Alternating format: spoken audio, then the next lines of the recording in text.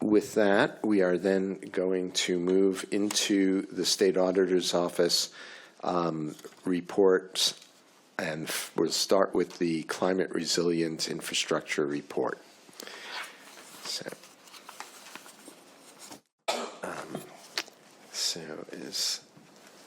Are they online? Yeah, okay. Yes, I'm not able to share my screen. It says someone else is sharing, so I'm trying to. There we go.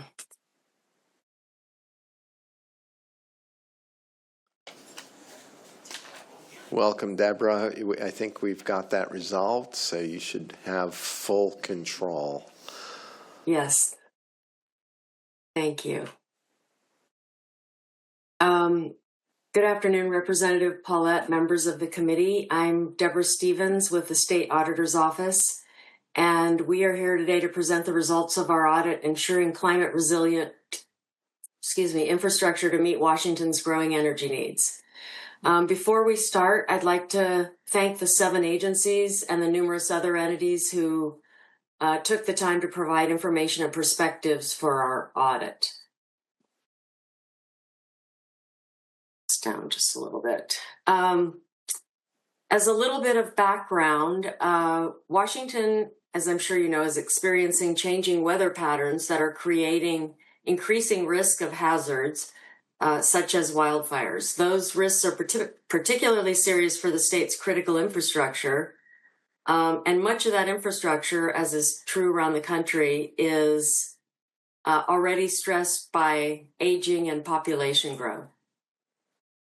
As hazards begin to worsen, existing infrastructure will need to be adapted to better withstand those hazards. The state has opportunities now. Excuse me, Deborah? Yes. Are you sharing your screen for the presentation? Yes, I thought I was. Let me try again. I'm sorry. We have a beautiful background behind you that we're seeing along with you, and which belies the notion of a 90-plus degree day, because it looks really cool with the snow on the mountains and a beautiful lake.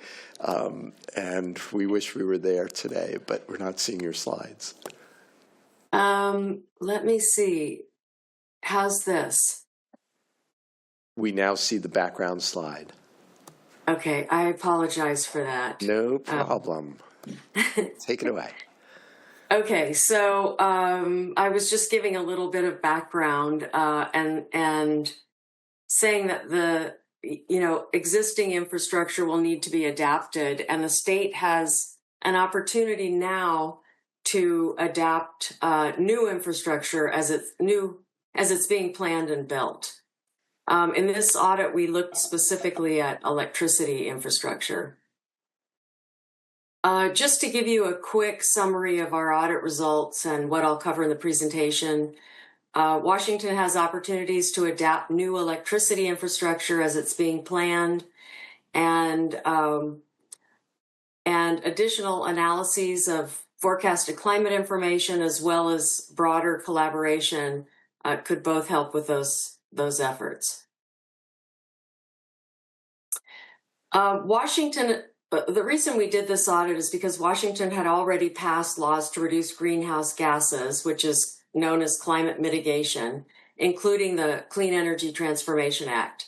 Those laws created a push to build new renewable energy resources, and this audit looked at processes to ensure those new facilities are being built to withstand future climate effects, and that's known as climate adaptation. Just want to note, I'm sure you know this, we began this audit in early 2024. Many things have changed since then that likely affect the state's effort to build new renewable energy projects. However, we do believe adaptation of new infrastructure that is built no less important. That's true for all infrastructure. We had 2 audit questions. First, how can the state ensure new energy infrastructure will withstand changing climate conditions? And second, what information and practices can help that happen? There are 5 steps to adapting infrastructure to changing climate conditions. I'll cover them quickly and then I'll go through them each in a little bit more detail.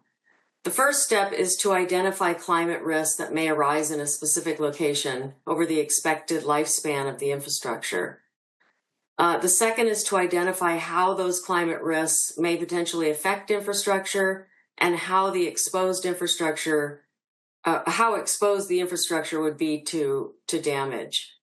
The third step is how to adapt the infrastructure to better protect it from its vulnerabilities. The fourth step is to monitor over time how effective those strategies are working. And the fifth step is to modify them if indeed they aren't working or if new information or new technologies become available.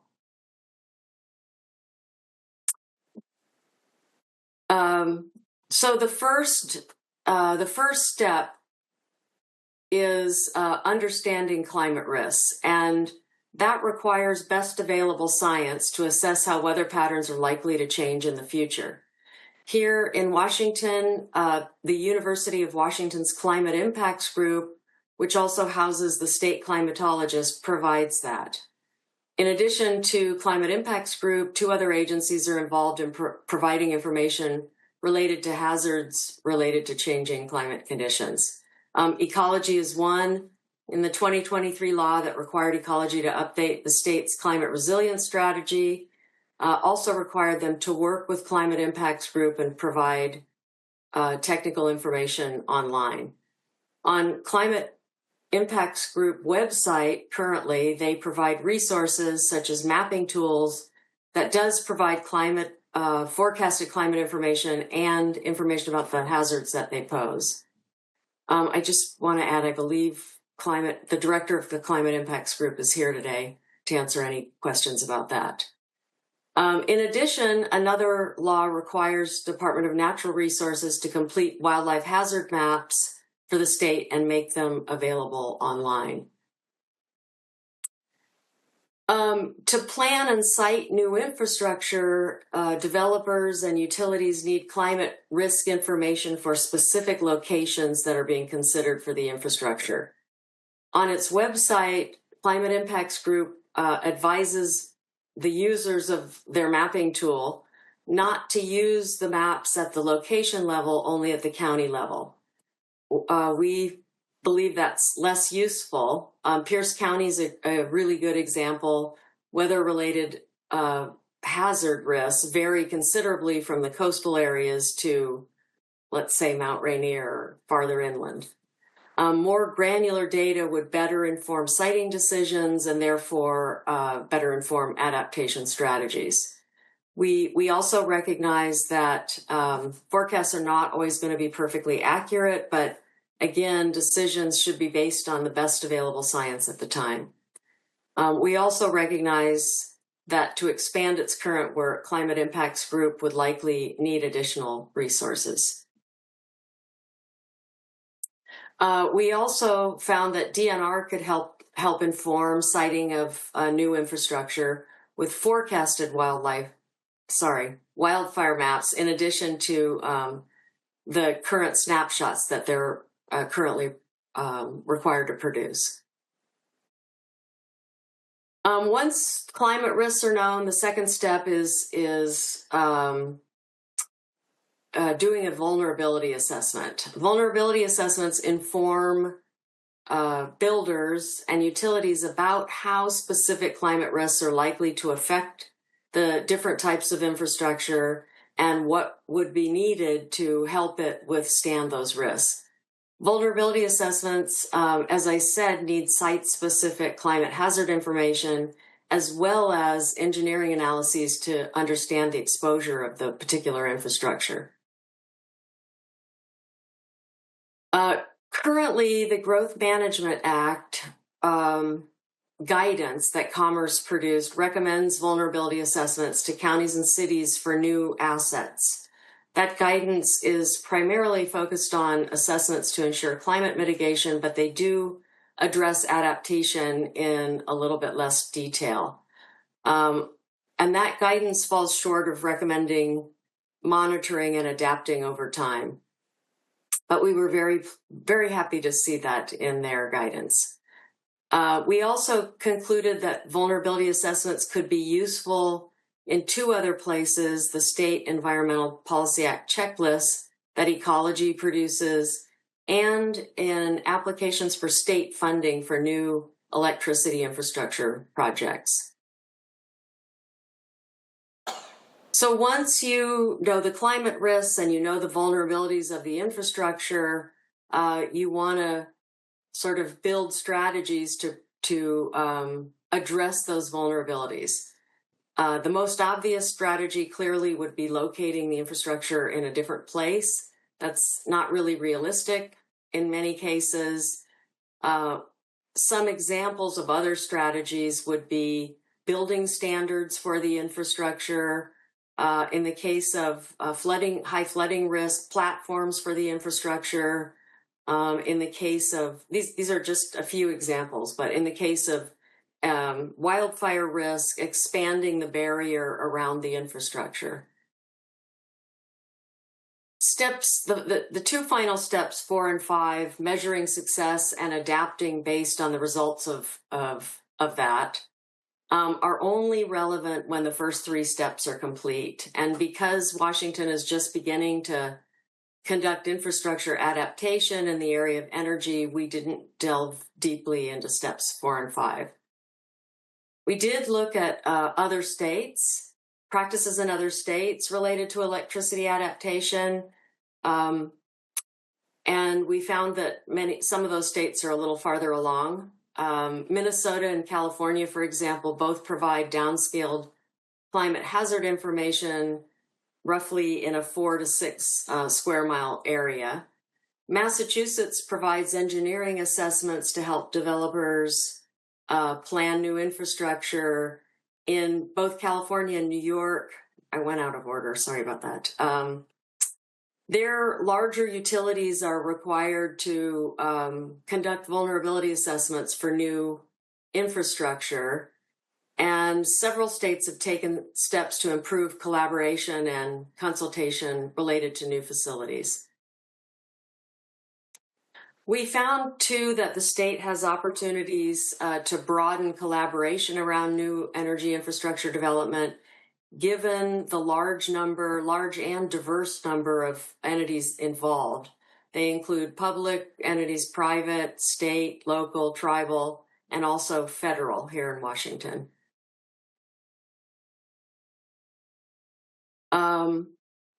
We did find that a centralized office could handle many of those duties, and the state does not currently have one. So we made a series of recommendations to address our findings and help the state improve its efforts at adaptation of new energy infrastructure to changing climate conditions. We recommended the legislature direct climate impacts group, if and where funding is available, to expand its climate analyses to allow site-specific forecasts and to also facilitate development of design standards and other tools that may help infrastructure survive changes in conditions. We also recommend the legislature direct DNR to use forecasted information in its statutorily mandated wildfire, and I've got wildlife here, apologize for that, wildfire risk maps. Also to designate a non-regulatory office to facilitate coordination, help with conflict resolution related to siting, and house resources and information. And we also recommend that Ecology and Commerce expand the use of vulnerability assessments in siting and planning new infrastructure. That's all I have. Our contact information is on our presentation, and we'd be happy to answer any questions you might have. I'm sure we do have some questions. Immediately from my left, Representative Orcutt. Thank you, Mr. Chair. So I saw the term risk used several times. I used to fight fire, and I've studied wildfire. My question is, did you look at the difference between risk and hazard, because those are two different things. The risk of wildfire on the east side is pretty much the entire east side. It's just a question of when. But the big issue and the big threat to infrastructure would be what the hazard is there and what the severity of a fire would be if or when it does go through. So can you talk about how you differentiated risk and hazard? So we did sort of talk about changing climate risk as, primarily,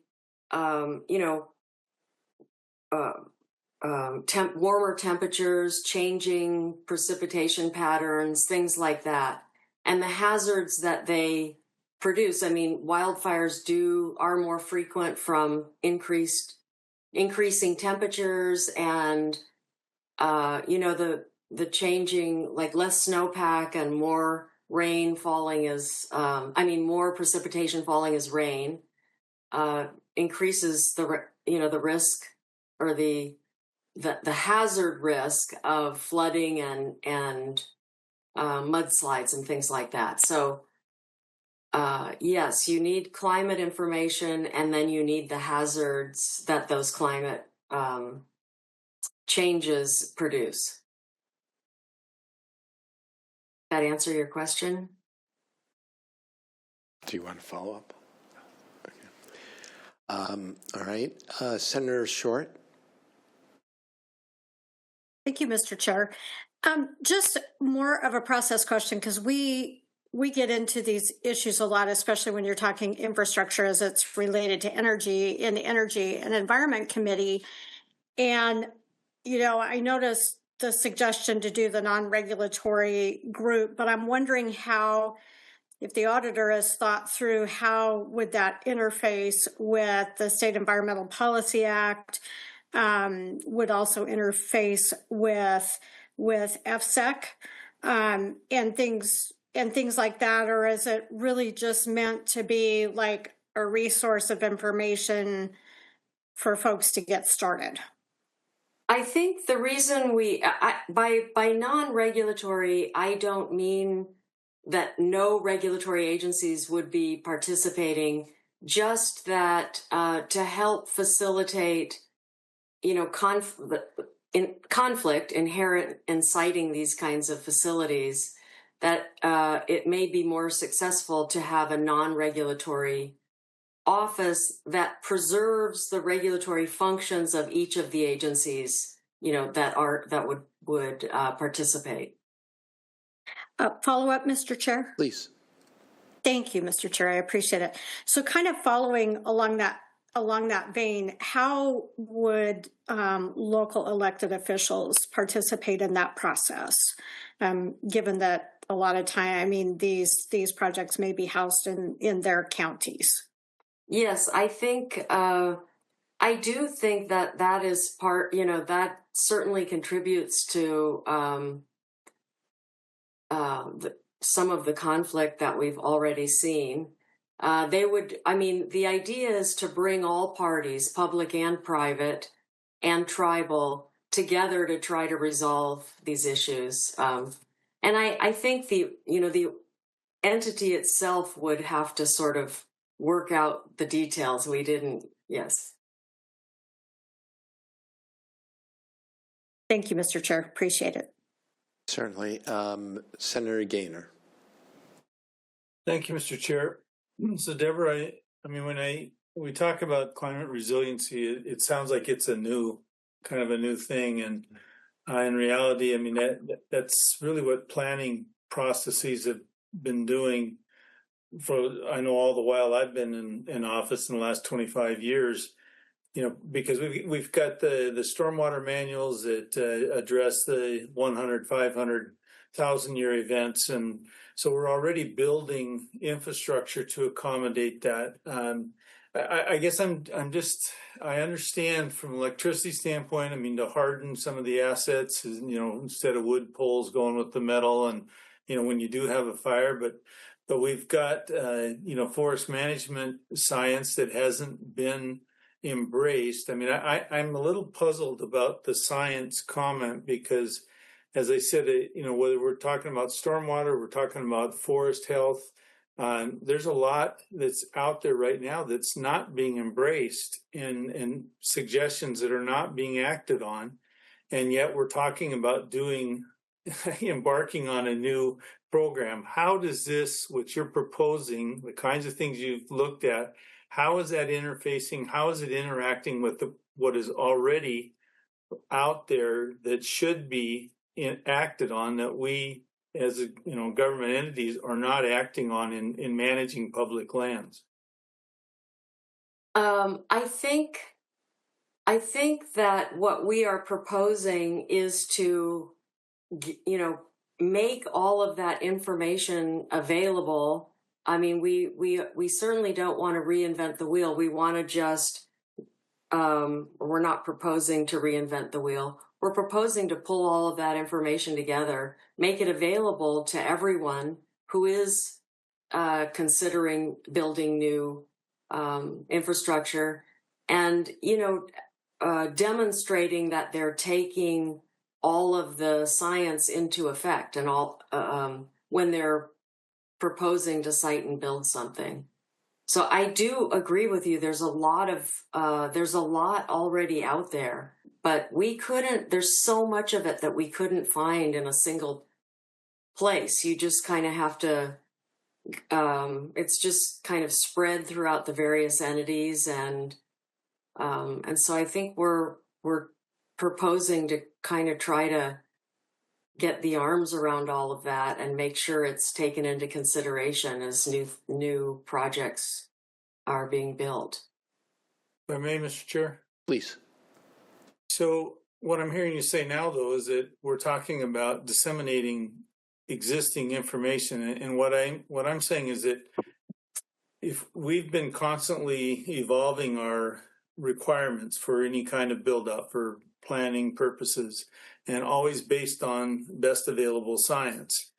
So it's one thing for you to take the task of disseminating that information to everyone that needs it, but it's quite another to be developing a whole new set of recommendations when we already have existing, as I said, best available scientists formulating that currently. So I guess I'm concerned that we are trying to reinvent a wheel or duplicating a wheel that's already in motion that may not be, as I said, embraced to the degree that it should be because of lack of resources that we have at the governmental level. Not exactly sure how to respond to that, but I mean, what we're proposing is to use what's already out there and basically fill in the gaps, but sort of take stock of everything that is out there, and again, just demonstrate consideration of the best available science that we have. Okay, and I appreciate that, but the one comment that kind of jumped out at me was that, you should raise your platforms, in floodplain. Well, that's exactly what we have. We have floodplains, floodways. We've got extensive mapping right now that people are already doing. So I'm just saying that it's in place, and I don't want to be expending additional resources when we already have things that are not. That may not be people. I mean, they have to be aware of it in order to get their permit. So, just saying that, as I said, duplication. I don't really feel like that's in our best interest at this point. But thank you, Representative Barnard. Thank you. My question, Deborah, goes back to Senator Short's, similar to hers, but so. The entity to designate a non-regulatory group to help facilitate. If you can we go back to that slide where you described what the role of that entity would be? I'm curious how. Already, I just recently went on a tour of the Energize East Side transmission project, and it was fascinating. And they talked about how they are already, working with local communities, FSEC for, siting and permitting, BPA was part of that, and PSE, as far as getting that project done, I mean, it took a lot of money, it took a lot of time. How would you see, if you could just give me an example with that project of how you would see this entity helping that move along more quickly, or what would you see as the role of that? I understand the climate impacts group and DNR and what their role would be, but I still don't have a clear idea of how this non-regulatory group would actually help. I think our what we envisioned, I mean, again, when we went to look for information about all of the transmission in the state, for example, it was not available. Did I? Okay. Oh, there we go. So they would put together all of that? Yes, we see this as an organization that would that would help facilitate broader involvement, that would include, for example, the siting council that was created by the legislature did not. I know they said they reached out as needed to other entities, but the businesses themselves weren't at the table, and so we sort of envisioned a broader an organization that could help broaden the players at the table. And there have been a number. I know it's very complicated, and there have been a number of projects that have been stalled because of conflict at the local level, or so we see this as just helping as needed, pulling resources together, helping with conflict resolution if needed, and just providing kind of a one-stop for resources. Thank you. Other questions? If I can ask a couple of questions, then number one, within the scope of your audit and examining vulnerability for climate vulnerability and resilience, did you look at the potential for Washington to adopt a rebuilding fund for climate events and wildfire, as California and some other states have done? We did not look at that. We, when we talked to regulatory agencies and, we mentioned what's happening in other states, they certainly, their response was, it takes a lot of money for that. And we recognize that too. It's a commitment, and also, requires some financial support. So we did not directly address that. That financial support from other states, though, is the responsibility of the utilities who otherwise face bankruptcy, as we've seen in several occasions. So just that might be something worth further discussion. Number two, I'd like to ask you to explain a little bit more. This is me being a Growth Management Act and planning wonk and comprehensive plans, and we have you discuss in the report the new Growth Management Act requirement for a climate resilience element in county and city comprehensive plans, and DOC refers to that in their response. but their response didn't seem to me to address what you were aiming at, which is how do you do a comprehensive plan that addresses infrastructure at which requires using your term, granular level, to be able to say, here is what we're adopting in the comprehensive plan for mapping purposes or siting purposes.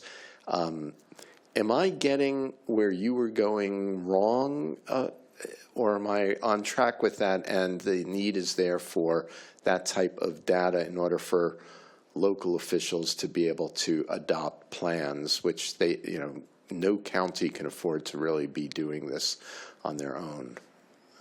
No, that's, yes, you are getting to what we think is important.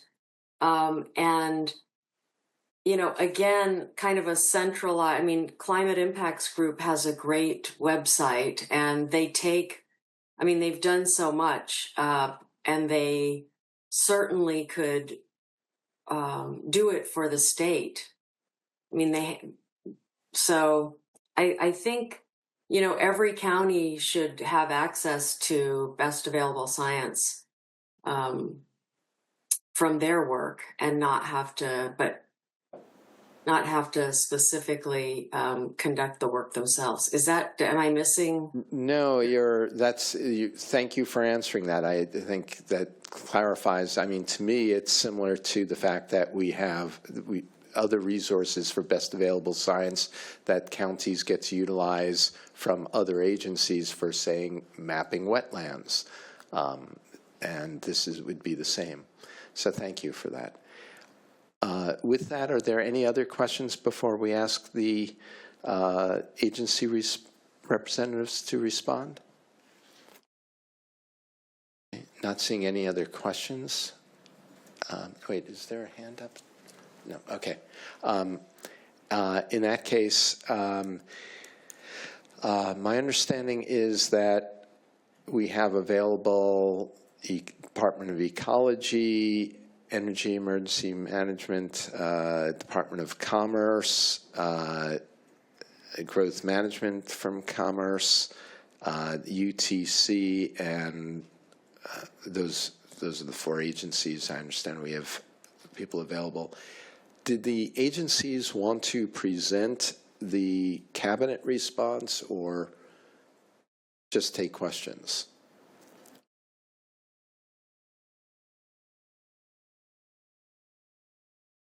Oh, well, then please come on up, and that's great. And if Commerce has comments, please come up to the table, and same with UTC. And if we have too many, we can just shift out, and then we'll take questions. I think let's take questions for all four agencies after all four have spoken. Thanks. So who would like to lead off, and please introduce yourself. Yeah, thank you, Chair Paulette. Good afternoon, committee members. I'm Heather Bartlett, Deputy at Washington Ecology.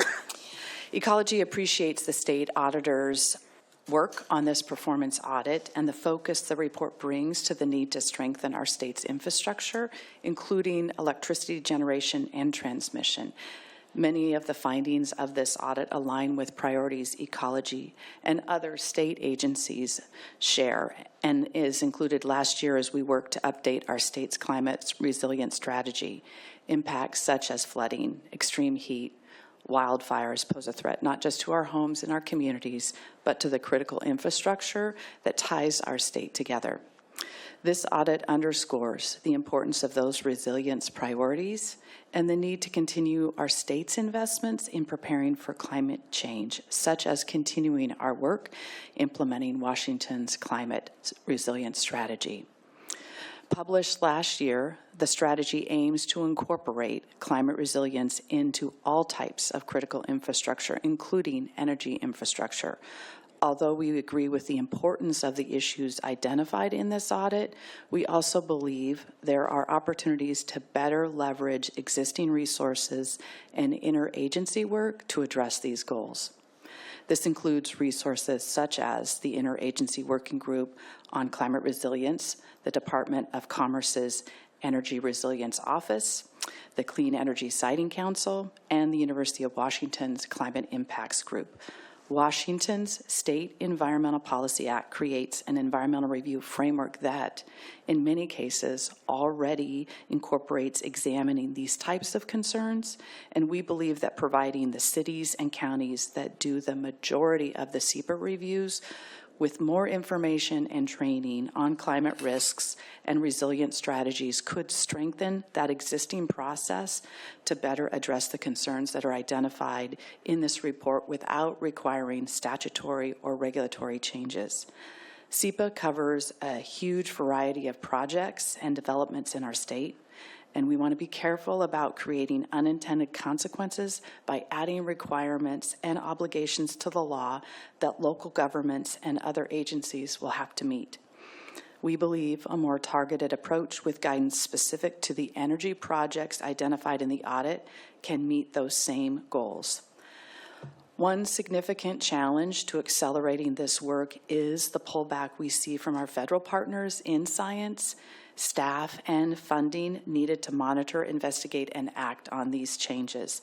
Federal funding cuts pose a grave threat to the ability of the University of Washington Climate Impacts Group to carry out the science needed to inform policy decisions.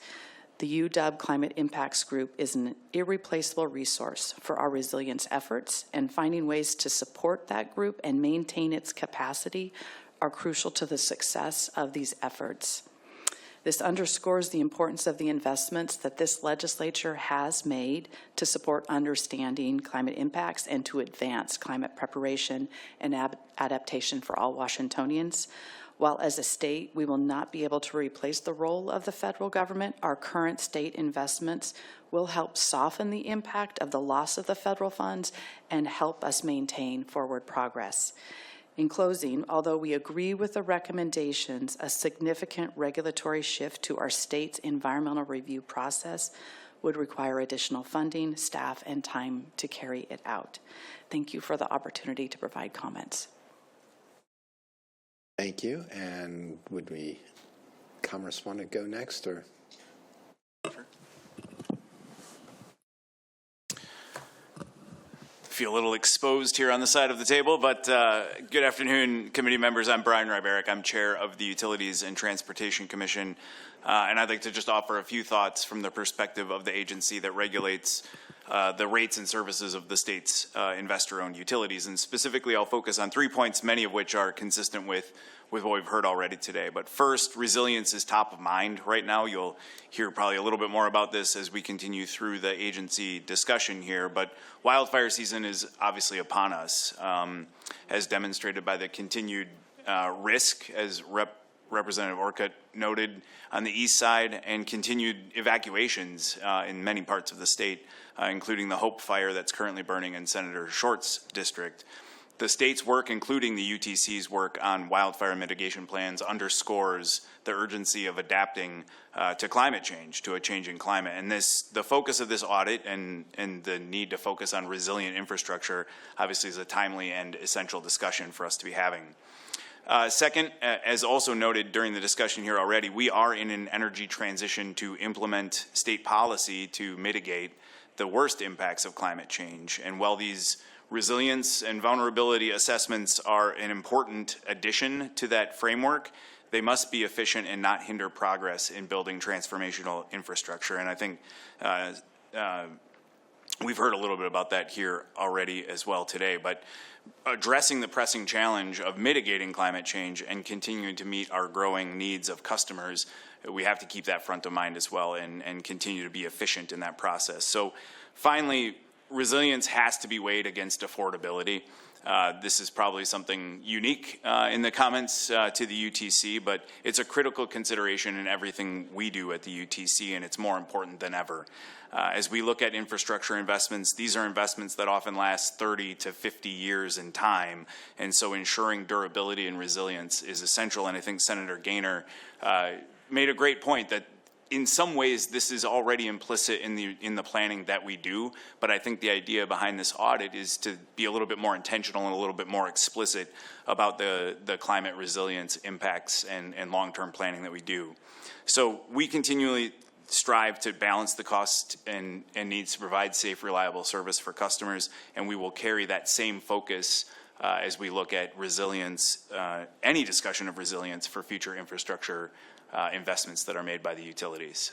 So with that, I'll turn it to Eli. Thank you.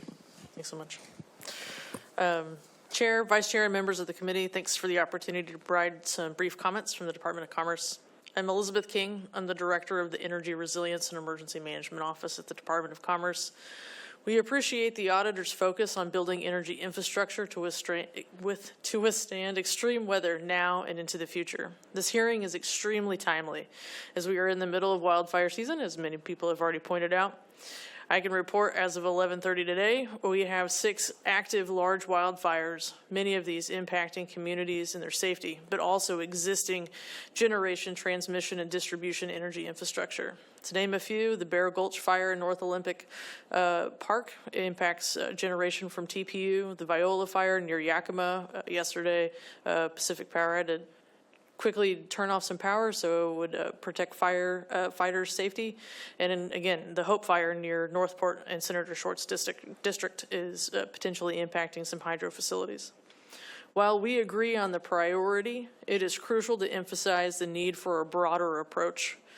Energy is an enabling function across all sectors. When it fails, it disrupts the web of systems that modern society depends upon. Resilience must not only include new generation and new transmission, but also existing aging infrastructure and our electric distribution systems, which directly serve our communities.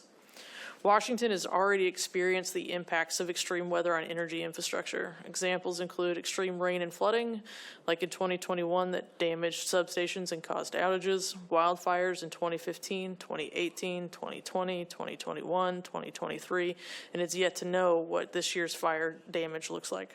Extreme heat in 2021 caused brownouts in Spokane County. Extreme cold, like the 2021 polar vortex, highlights the risks of power outages due to frozen equipment, even here in Washington State. Local and tribal governments and electric utilities lead the work to mitigate these impacts, supported by state agencies through the Washington Climate Resilience Strategy, the State Energy Strategy, and continuing infrastructure improvements. We launched our Energy Resilience and Mitigation Program in 2022 in response from requests from local communities and tribes. We work with all energy sector providers, tribes, local communities to provide planning support, technical assistance for resilience projects. This program has grown to meet the needs for centralized energy resilience planning and will continue to support communities in building new energy infrastructure. As we move forward, we remain committed to collaborate across agencies and with communities to increase energy resilience. We will continue to coordinate and work within the existing infrastructure, such as the Washington Interagency Clean Energy Siting Council, the existing forum to support interagency coordination on energy infrastructure siting. Thank you again for the time and happy to answer any questions. Hello, I'm Sarah Fox. I'm the Climate and Ecosystems Section Manager for the Growth Management Services Unit of Commerce. Thank you for the opportunity to contribute additional information on the Growth Management Act in the context of the recommendations within the State Auditor's report. First, I will highlight that the Growth Management Act requires comprehensive planning at a city or county level. It's not a site-specific level, as would be the case with energy infrastructure projects. For that reason, recommendations focused on the changes to the GMA are somewhat disconnected, as energy infrastructure typically serves a region, not a singular town or a county. The first part of the SAO recommendation number 1 suggests augmenting the GMA guidance on vulnerability and risk assessments for new infrastructure.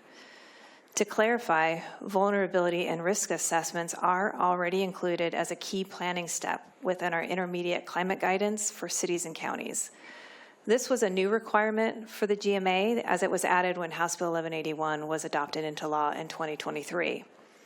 What this means now is that climate resilience must be woven throughout their comprehensive plan goals and policies within the other mandatory elements of the GMA, in particular, such as transportation and housing.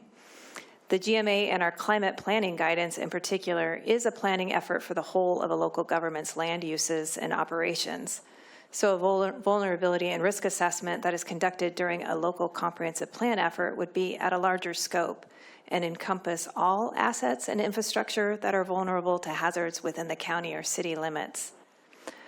The defining bill, House Bill 1181, also provided a method for FEMA hazard mitigation plans to be adopted by reference in lieu of developing a standalone climate resilience element. This provision was based on FEMA's guidance at the time that required climate to be a consideration in hazard planning. This requirement has since been removed from their guidance.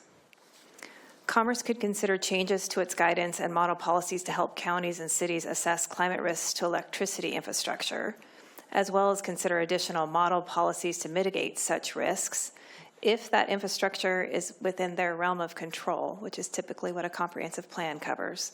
However, updated guidance would come during the middle of the climate planning and implementation process, which would likely cause delays for this current work and require significant investment to support this recommendation. Finally, in response to the second part of Recommendation 1 and strategies to address climate risks and evaluations of them, House Bill 1181 does require a commerce evaluation program. Commerce must evaluate the impact of local climate resilience and greenhouse gas emission subelements every 5 years, and specifically the impacts of cities or counties' actions on just 3 areas: reducing local greenhouse gas emissions, vehicle miles traveled per capita, and the impact adopted subelements have on meeting local housing goals. As stated in the opening presentation, infrastructure impacts are not included in the scope of this required evaluation. However, we are currently coordinating with Ecology, the University of Washington, and other partner agencies on the metrics for every one of our climate policies. I appreciate your attention to these critical resilience issues, and I'm here to answer any questions. Okay, thank you for the 4 responses. Appreciate that. And let's see if we have any hands up. No. I'd like to just ask for Ms. Fox, if you would explain what you meant that comprehensive plans are not site-specific. A comprehensive plan involves, for example, designation for critical areas. You have maps, and if you're looking at the wildfire urban interface area, for example, you wouldn't just have a statement that we have such a thing, but you would say, here are the areas that are most vulnerable, which then would seem to tie right into the recommendation from the state auditor to use mapping resources that are available from the state. And what am I missing here? Because there seems to be a pretty big disconnect between what you said Commerce was focused on and what the GMA requires for a comp plan. Yes, I even wrote down that answer to your question when you raised it the first time. It would be, for an example, to share kind of at what level the planning is. For a city or county, when they see the wetland maps or they see geological hazard mapping, all of these are what we consider at the 30,000 foot level.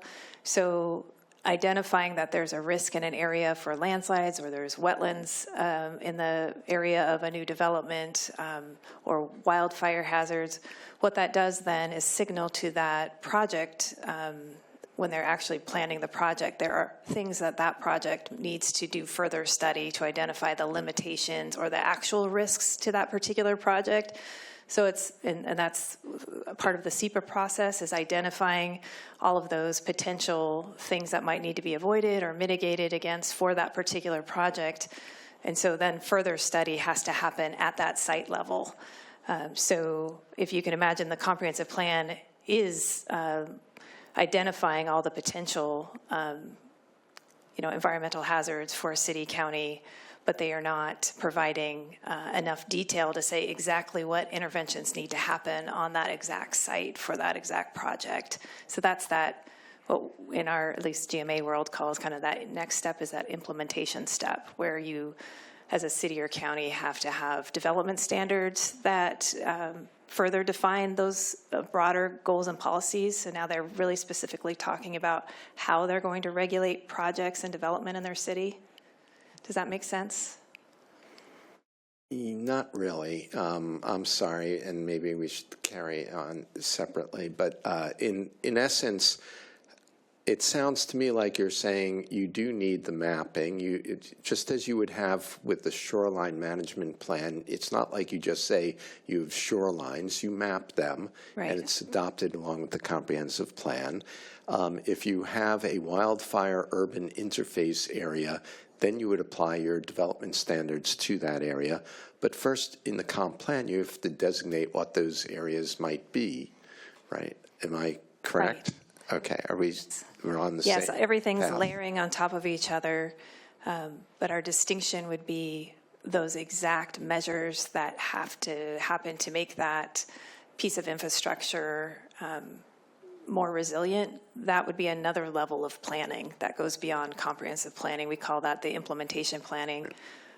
Maybe another example that's not infrastructure would be a city or county deciding that they want to be a more resilient city and have more alternative energy sources. Maybe they want to develop their EV charging infrastructure. So that would be a goal or policy in their comp plan, that they want to develop more EV charging infrastructure.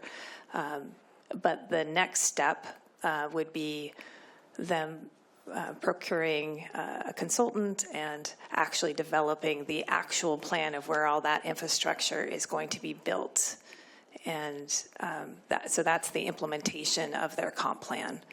Does that make sense? Yeah, but that's not resilience. That would be reducing carbon emissions, right? I mean, okay. Right. I was just trying to share us, the next step. Thank you very much. If there are no other questions, Senator Gaynor.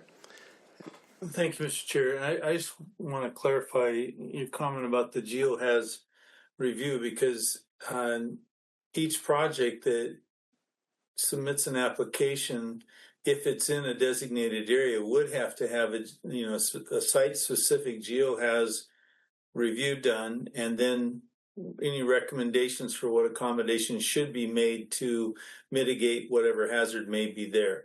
That's currently in place. So are you saying that you would recommend going beyond that, or can you clarify exactly what you were saying?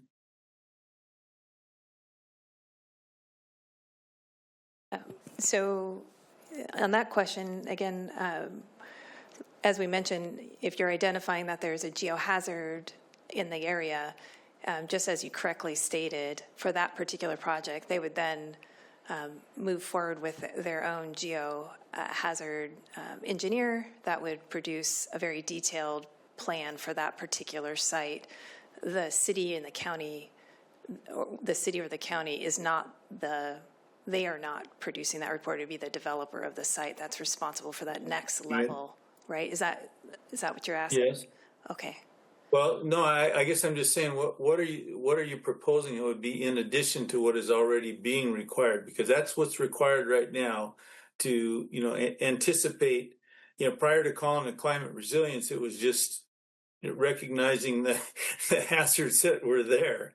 And, it's been in the works. I guess I'm just trying to see where are we going with this? I mean, what are our beneficial actions that are going to be taking place that are actually going to be addressing your concerns, and that beyond what we're already doing?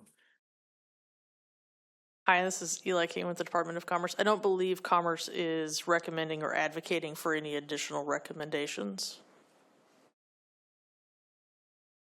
Okay. Thank you. Okay. Thank you all for the discussion and explanations. Thank you for sharing the responses, which are in the attached to the report. I want to thank the State Auditor's Office for